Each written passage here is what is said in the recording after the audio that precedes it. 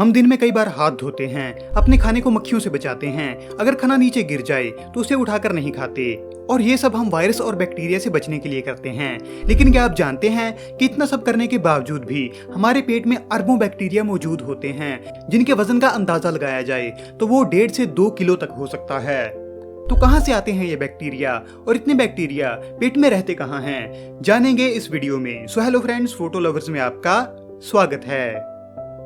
Gut bacteria या फिर गट microbe के नाम से जाने जाते ये बैक्टीरिया सबसे ज्यादा हमारी लार्ज इंटेस्टाइन यानी कि बड़ी आंत में रहते हैं। इसके अलावा ये छोटी आंत में भी पाए जाते हैं और कुछ एक बैक्टीरिया मैदे में भी होते हैं। लेकिन ज्यादातर बैक्टीरिया की तरह ये हमारे लिए खतरनाक नहीं बल्कि फायदेमंद होते हैं, या फिर यूं कहें कि आंत में पाए जाते इन बैक्टीरियाज में अच्छे और बुरे दोनों तरह के बैक्टीरिया शामिल होते हैं। लेकिन ये तब तक खतरनाक नहीं होते जब तक इनका बैलेंस नहीं बिगड़ता।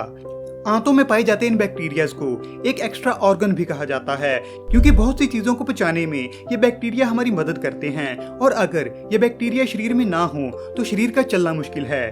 पेट में पाए जाते ये बैक्टीरिया हजारों किस्मों के होते हैं और हर इंसान के अंदर इनकी डाइवर्सिटी अलग अलग होती है। किस इंसान के अंदर कौन से बैक्टीरिया होंगे ये हमारे खाने पर डिपेंड होता है। जैसे अगर हम फल, हरी सब्जियां, दही, खमीर वाला खाना और फाइबर को अपने भोजन में शामिल रखते हैं तो पेट में अच्छे माइक्रोब्स बढ़ते हैं और बुरे माइक्रोब्स कम होते हैं, जिससे हमारा पेट स्वस्थ रहता है।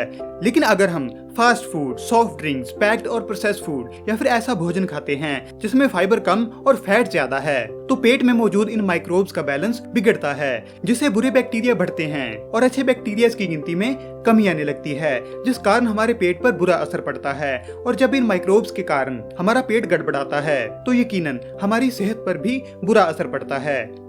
मोटापा, डायबिटीज और कोलेस्ट्रॉल डिसबैलेंस में भी कहीं ना कहीं गट बैक्टीरिया को जिम्मेदार माना जाता है, क्योंकि ये सभी बीमारियां डाइजेशन और मेटाबॉलिज्म से जुड़ी हुई हैं। चूहों पर हुई एक स्टडी में ये पाया गया कि सिर्फ गट बैक्टीरिया की किस्म बदलने से ही चूहों का वजन बढ़ने लगा, जबकि उनके खाने में कोई तब्दीली नहीं की गई थी।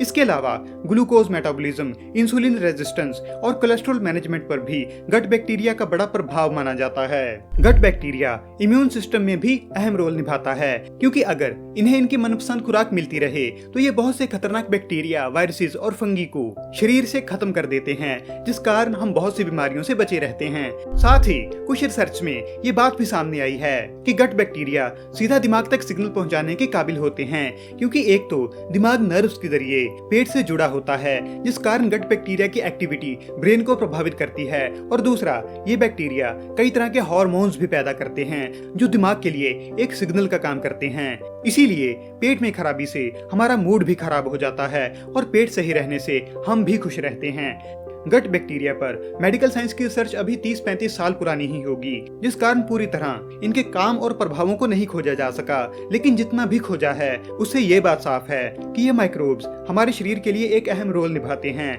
सेहतमंद गट बैक्टीरिया सेहतमंद शरीर के लिए जरूरी हैं, और सेहतमंद गट बैक्टीरिया के लिए सही खुराक जरूरी है। मतलब कुल मिलाकर वही बात कि अगर आप अपनी खुराक पर ध्यान देंगे तो आपको किसी बीमारी या तकलीफ पर ध्यान देने की जरूरत ही नहीं पड़ेगी। अगर ये जानकारी आपको पसंद आई तो इस वीडियो को लाइक और शेयर करने के साथ ही चैनल को सब्सक्राइब करना मत भूलें।